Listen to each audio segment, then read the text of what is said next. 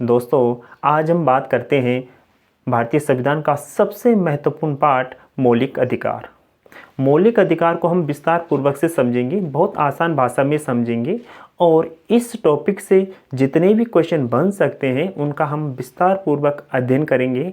और दोस्तों, मौलिक अधिकार को जानना सभी नागरिकों के लिए सबसे महत्वपूर्ण है, क्योंकि संविधान के द्वारा जो अधिकार प्रत्येक नागरिकों को जो अधिकार दिए गए हैं वह अधिकार क्या है, यदि हमारे अधिकारों का हनन होता है या इन अधिकारों का कोई शोषण करता है तो इसके तहत हम क्या कर सकते हैं। भारतीय संविधान के तहत इन मौलिक अधिकारों, इन जो अधिकार हमें दिए गए हैं उनकी गारंटी दी गई है। यदि क्या गारंटी दी गई है कि यदि हमारे मौलिक अधिकारों का कोई शोषण करता है या हमारे मौलिक अधिकारों को कोई हमसे छीनता है तो हम क्या कर सकते हैं। भारतीय संविधान के तहत इन अधिकारों की रक्षा करने के लिए सुप्रीम कोर्ट हमारे मौलिक अधिकारों की रक्षा कर सकता है। हम सुप्रीम कोर्ट में जा सकते हैं यदि कोई हमारे अधिकारों का, मौलिक अधिकारों का हनन करता है। फिलहाल मौलिक अधिकारों के बारे में जानने से पहले दोस्तों, हमें मानव अधिकार के बारे में जानना बेहद ज़रूरी है, क्योंकि जब हम मानव अधिकार का कंसेप्ट समझेंगे तो तब हम मौलिक अधिकार को बहुत अच्छे से समझ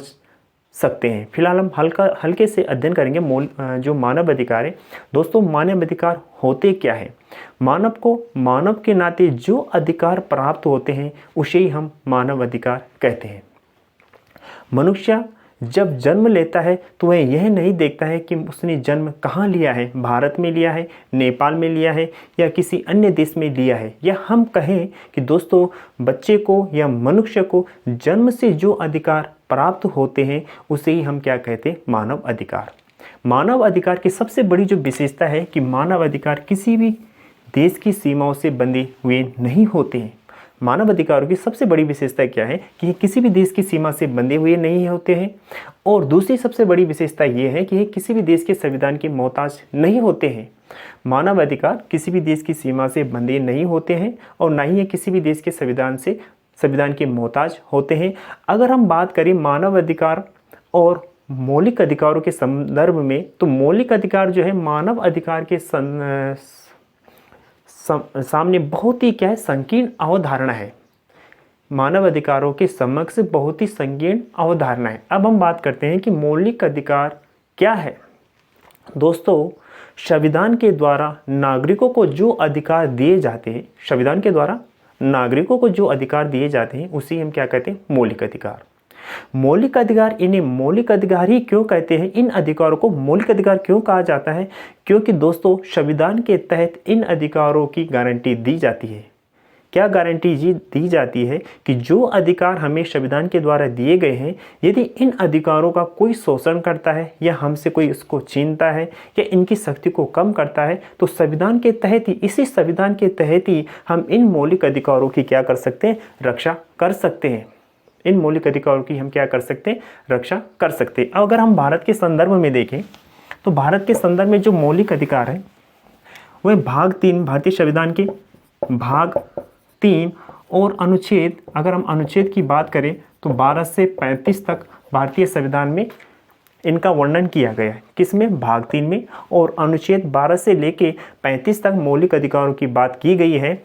अब बात करते हैं कि मौलिक अधिकार, सबसे पहले तो हमें कंसेप्ट क्लियर होना चाहिए कि जो मौलिक अधिकार है वह अवधारणा हमने यूएसए से ली हुई है, अर्थात संयुक्त राज्य अमेरिका से हमने मौलिक अधिकार लिए हुए हैं। फिलहाल हम बात करते हैं भाग 3।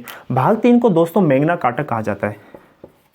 मैग्ना कार्टा, भाग 3 को मैग्ना कार्टा कहा जाता है। क्यों कहा जाता है मैग्ना कार्टा, आखिर ये मैग्ना कार्टा है क्या।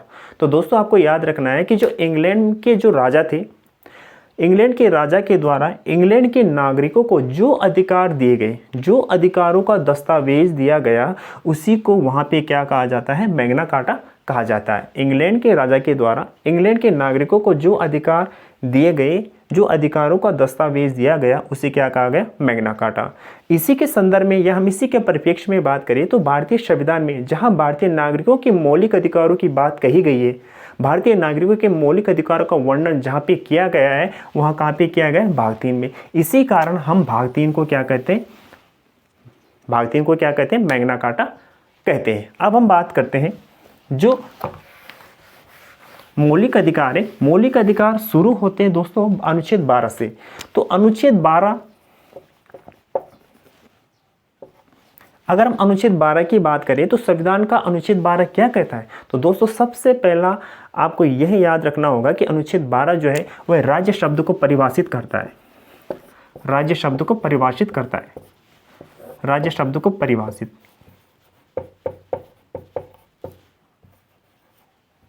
राज्य शब्द को क्या करता है? परिभाषित करता है कि राज्य शब्द से क्या आशय है? दोस्तों हम राज्य शब्द से यह आशय नहीं लेंगे जैसे ये राज्य है हमारे हिमाचल प्रदेश, उत्तराखंड, ऐसे राज्य शब्द से हम ये आशय नहीं लेंगे।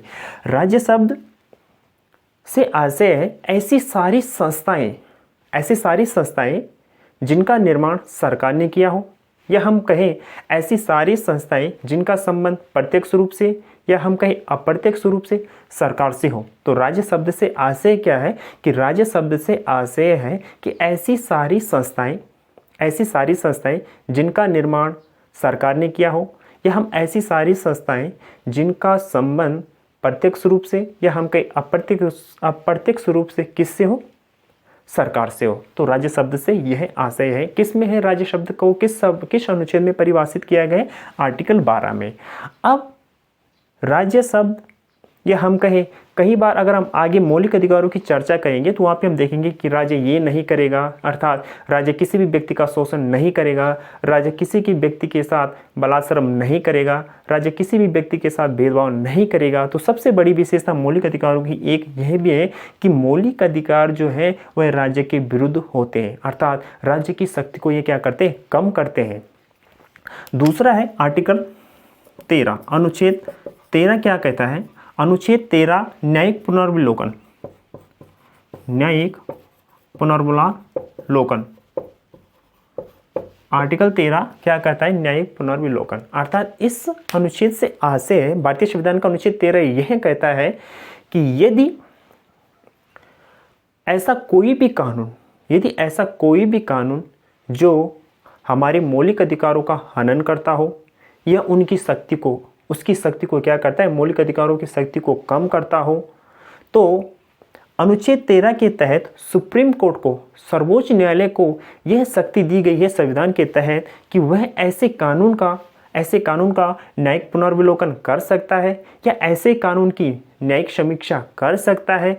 यदि ऐसा कानून हमारे मौलिक अधिकारों का हनन करता हो, उसकी शक्ति को कम करता हो, तो सुप्रीम कोर्ट क्या कर सकता है? ऐसे कानून को अवैधानिक, असंवैधानिक घोषित कर सकता है या उस कानून को क्या कर सकता है? खारिज कर सकता है।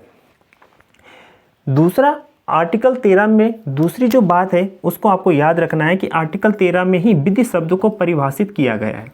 विधि शब्द को परिभाषित किया गया है।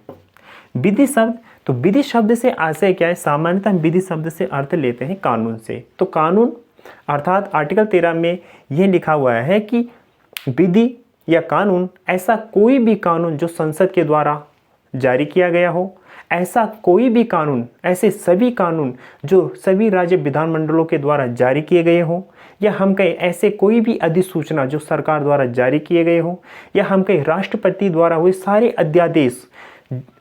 अध्यादेश, या हम कहें संविधान के लागू होने से पहले के कानून, या हम कहें संविधान के लागू होने के बाद के वे सारे कानून यदि हमारे मौलिक अधिकारों का हनन करते हों, या हम कहें हमारी मौलिक अधिकारों के पावर को कम करते हों, तो वह सारे कानून सुप्रीम कोर्ट क्या कर सकता है? उन सारे कानूनों को आर्टिकल 13 के तहत असंवैधानिक घोषित कर सकता है। किसके तहत? आर्टिकल 13 के तहत। तो हमें दो अनुच्छेद याद रखने होंगे। आर्टिकल 12 में राज्य शब्द को परिभाषित किया गया है, जबकि आर्टिकल 13 जो है, आर्टिकल 13 में क्या है? न्यायिक पुनर्विलोकन। अगर हम सभी अनुच्छेदों की बात करें तो सबसे महत्वपूर्ण अनुच्छेद क्या है? अनुच्छेद 13, क्योंकि अनुच्छेद 13 क्या करता है कि कोई भी ऐसा कानून जो मौलिक अधिकारों की शक्ति को कम करता है उसकी न्यायिक समीक्षा कर सकता है। अब दोस्तों बात करते हैं, सबसे पहला जो मौलिक अधिकार है, समानता का अधिकार। सबसे पहला मौलिक अधिकार क्या है? समानता का अधिकार, या हम इसे कहते हैं समता का अधिकार। समानता का अधिकार, समानता का अधिकार अनुच्छेद 14 से लेकर दोस्तों अनुच्छेद 18 तक है। कई बार यही क्वेश्चन बन जाता है कि समानता के अधिकार में कितनी अनुच्छेद है, तो हम क्या करते हैं 14/18, लेकिन इसमें कितनी अनुच्छेद है 5 अनुच्छेद, 14, 15, 16, 17 और 18।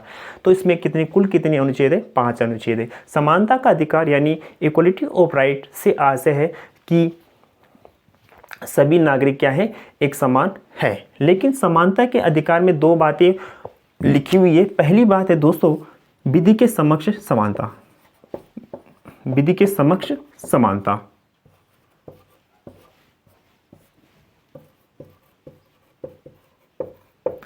और दूसरी जो बात लिखी है समानता के अधिकार में विधियों के समक्ष समानता।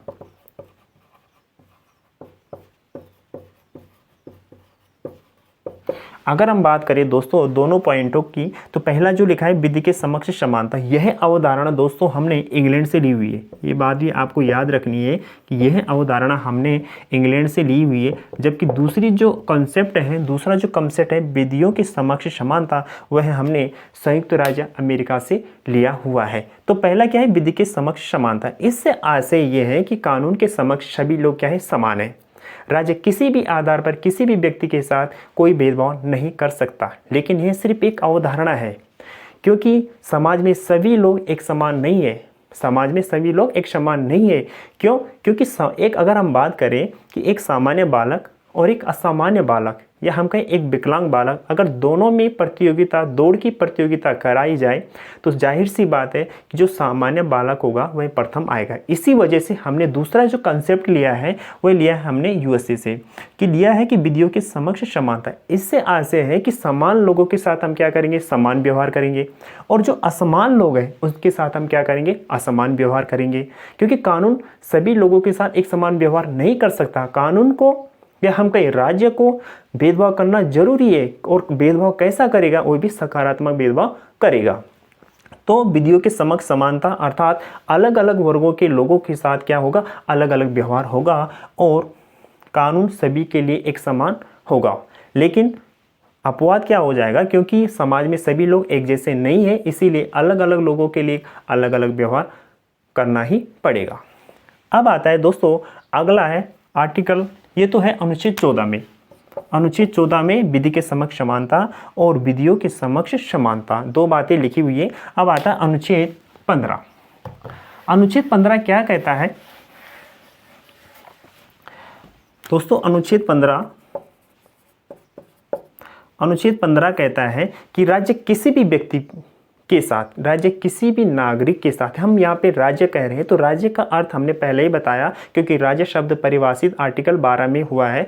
राज्य शब्द से आशय है कि ऐसी सारी संस्थाएं जिनका संबंध सरकार से हो या जिनका निर्माण सरकार के द्वारा किया गया हो, ऐसे सारी संस्थाएं जो प्रत्यक्ष और अप्रत्यक्ष रूप से सरकार से संबंधित या सरकार से सहयोग लेती हो। तो आर्टिकल 15 क्या करता है कि राज्य किसी भी व्यक्ति के साथ उसकी जाति, हम कहें धर्म, लिंग,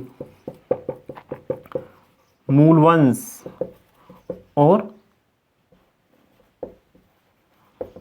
जन्म स्थान, राज्य किसी भी व्यक्ति के साथ इन 5 आधारों पे, उसकी जाति के आधार पर, उसके धर्म के आधार पर, उसके लिंग के आधार पर, उसके मूल वंश के आधार पर, उसके दोस्तों जन्म स्थान के आधार पर किसी भी व्यक्ति के साथ कोई भेदभाव नहीं करेगा।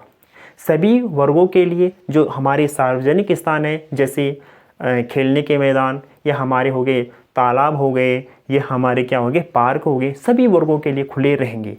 लेकिन दोस्तों इसी में लिखा है, दूसरा क्या लिखा है कि राज्य जो है, राज्य क्या कर सकता है कि जो समाज के कुछ ऐसे वर्ग, समाज के कुछ ऐसे लोग जो सामाजिक रूप से या हम कहें शैक्षणिक रूप से जो बहुत पिछड़े हुए हैं, उनके उत्थान के लिए राज्य क्या कर सकता है विशेष कार्य कर सकता है। और इसी के लिए, इसी वजह से हमने अपने संविधान में पहला ही संविधान संशोधन कर डाला।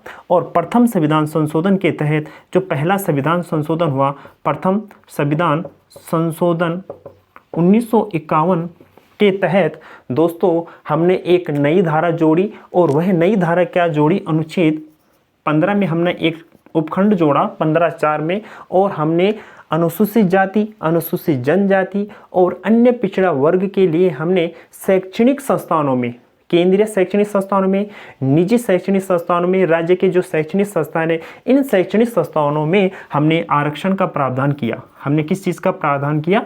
आरक्षण का प्रावधान किया।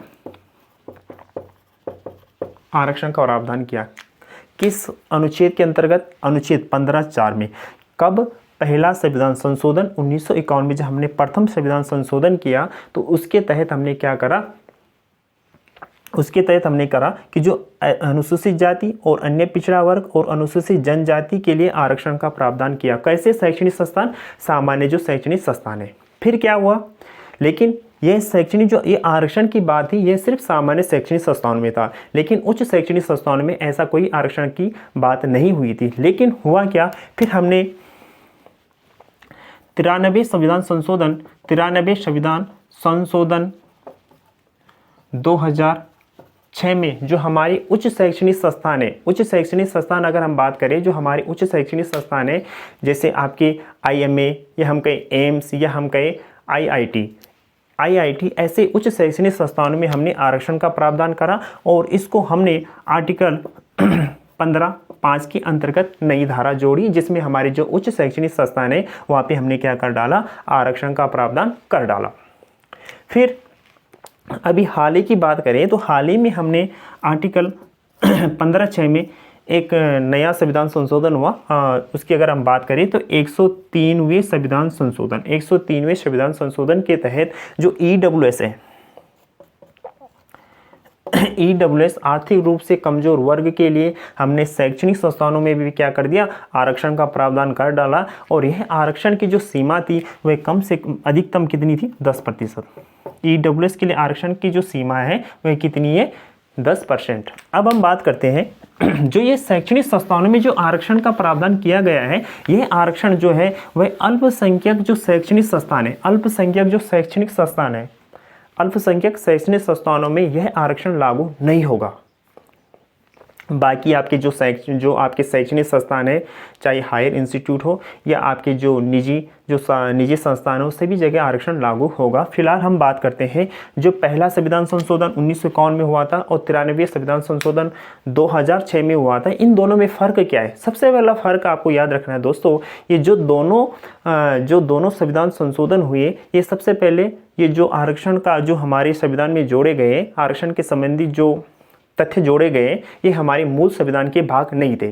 पहले संविधान संशोधन के तहत हमारी जो सामान्य शैक्षणिक संस्थाएं, वहाँ पे आरक्षण की बात करता है। और जो 93 संविधान संशोधन 2006 के तहत जो हमने एक संविधान संशोधन किया, और वह बात करता है हमारी उच्च शैक्षणिक संस्थानों में आरक्षण की बात।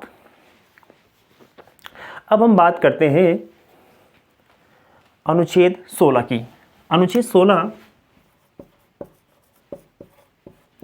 दोस्तों, अनुच्छेद 16 रोजगार में अवसर की समानता की बात करता है। रोजगार में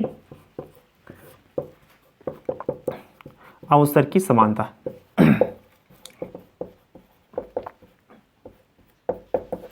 रोजगार में अवसर की समानता। अनुच्छेद 16 भारतीय संविधान का अनुच्छेद 16 राज्य को यह अधिकार या राज्य को यह बताता है कि वह रोजगार देते समय सभी लोगों को लिए अवसर यानी अवसर में समानता देगा। जो 5 आधार हमने कहाँ देखे? अनुच्छेद 15 में जो 5 आधार देखे, वही 5 आधार जो अनुच्छेद 16 में रोजगार देते समय, राज्य रोजगार देते समय उसके धर्म, जाति, लिंग, मूल वंश, जन्म स्थान और 2 और आधार जोड़े अनुच्छेद 16 में। वह आधार थे उद्भव। दोस्तों, वह आधार क्या था? एक उद्भव। 6वां आधार क्या था? उद्भव। और 7वां आधार जो था वह था निवास, यानी आप कहाँ रह रहे, इस आधार पे कोई भेदभाव नहीं होगा। अनुच्छेद 16 क्या कहता है कि जो 5 आधार पहले से थे, जो धर्म, लिंग, जाति, मूल वंश, जन्म स्थान और उद्भव और निवास, किसी भी आधार पे रोजगार देते समय, राज्य रोजगार देते समय किसी भी व्यक्ति के साथ, किसी भी नागरिक के साथ भेदभाव नहीं कर सकता। लेकिन इसी का अपवाद आर्टिकल 16(3) क्या कहता है कि राज्य को विशेष अधिकार देता है कि वह निवास के आधार पर भेदभाव कर सकता है। किसके आधार पर दोस्तों? निवास के आधार पर भेदभाव कर सकता है। निवास के आधार पर कैसा भेदभाव, लेकिन यहाँ पे अनुच्छेद 16 में लिखा है कि निवास के आधार पर राज्य भेदभाव कर सकता है, लेकिन इसके संदर्भ में कानून बनाने का अधिकार केवल और केवल किसको प्राप्त है? संसद को। संसद को यह अधिकार प्राप्त है कि वह निवास के आधार पर भेदभाव कर सकता है या आरक्षण की बात कर सकता है या वहाँ के निवासियों को प्राथमिकता दे सकता है। जैसे कि अगर हम बात करें जो कुछ महत्वपूर्ण, जैसे हम बात करते हैं कि जो हमारे जैसे कुछ राज्यों में ऐसा प्रावधान किया हुआ है, हिमाचल प्रदेश हो गया, आपका मणिपुर हो गया, आपका त्रिपुरा हो गया, आपका अरुणाचल प्रदेश हो गया, ऐसे राज्यों में वहाँ के लोगों के लिए प्राथमिक सरकारी नौकरियों में, चाहे वह सेंट्रल गवर्नमेंट की जॉब हो, चाहे वह राज्य या स्टेट की गवर्नमेंट जॉब हो, वहाँ के लोगों के लिए जो है प्राथमिकता वहाँ के लोगों को दी जाती है। ऐसा प्रावधान किसके अंतर्गत होता है? तो अनुच्छेद 16(3) के तहत। लेकिन इस संदर्भ में जो कानून बनाएगा वह राज्य विधानमंडल नहीं बनाता है, अपितु उस संदर्भ में कानून बनाने का अधिकार केवल और केवल किसको है? संसद को है। फिर अगली जो बात है, आर्टिकल 16 में ही एक बात कही गई है कि आर्टिकल में 16 में एक बात कही गई है कि समाज के ऐसे लोग जो शैक्षिक दृष्टि से कहें या हम कहें जो सामाजिक दृष्टि से बहुत पिछड़े हुए हैं, ऐसे लोग जिनका सरकारी नौकरियों में अपर्याप्त प्रतिनिधित्व है, या हम कहें ऐसे लोग, समाज के ऐसा वर्ग जिनका सरकारी नौकरियों में बहुत कम जनसंख्या है, ऐसे लोगों के लिए राज्य क्या कर सकती है? अलग से प्रावधान कर सकती है। लेकिन बात यह आती है कि ऐसे लोगों को चिन्हित कैसे किया जाए, ऐसे लोगों को कैसे पहचाना जाए। इस संदर्भ में अनुच्छेद 340 राष्ट्रपति को यह शक्ति देता है कि वह एक आयोग का गठन कर सकता है। क्या कर सकता है? एक आयोग का गठन कर सकता है, और जिसका कार्य होगा कि समाज के शैक्षिक रूप से जो पिछड़े हुए हैं उनको चिन्हित कर सकता है। इसी के संदर्भ में दोस्तों आपको याद रखना है कि 1953 में, कब? 1953 में काका कालेकर एक आयोग बना। काका कालेकर आयोग का गठन किया गया 1953 में। और फिर एक आयोग और बना 1979 में बना था, बिंदेश्वरी प्रसाद मंडल आयोग, या हम इसे कहते हैं मंडल आयोग।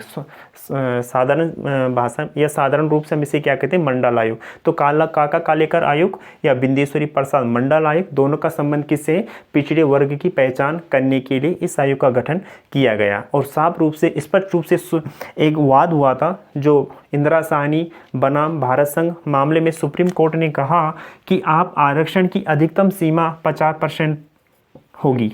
सुप्रीम कोर्ट ने यह आदेश दिया था कि आरक्षण की अधिकतम सीमा कितनी होगी? 50% होगी। इससे अधिक आप आरक्षण नहीं दे सकते हैं, और 50% जो सीटें होगी वह सभी वर्गों के लिए खुली रहेगी। तो 2 आयोग गठित हुए थे, दोनों आयोगों का संबंध किससे था? पिछड़े वर्ग की पहचान करने के लिए था। फिर इसी के तहत आर्टिकल, अगर हम 16 की बात करें तो आर्टिकल 16 जो 16(4) में था, 16(4) में जो प्रावधान किया गया था, 16(4) में जो प्रावधान था, अनुसूचित जाति, अनुसूचित जनजाति और अन्य पिछड़ा वर्ग के लिए सरकारी नौकरियों में आरक्षण का प्रावधान किया गया था। आरक्षण का प्रावधान कहाँ किया गया था? सरकारी नौकरियों में, क्योंकि इनकी जनसंख्या या इनका प्रतिशत उस समय बहुत कम था, इसलिए ऐसे लोगों की पहचान करके उनको सरकारी नौकरियों में आरक्षण का प्रावधान किया गया था। जबकि अगर हम बात करें आर्टिकल 15 अनुच्छेद 15(4) की, तो 15(4) में दोस्तों क्या है कि 15(4) में लिखा है कि अनुसूचित जाति, अनुसूचित जनजाति और अन्य पिछड़ा वर्ग के लिए जो आरक्षण दिया गया है वह कहाँ दिया गया?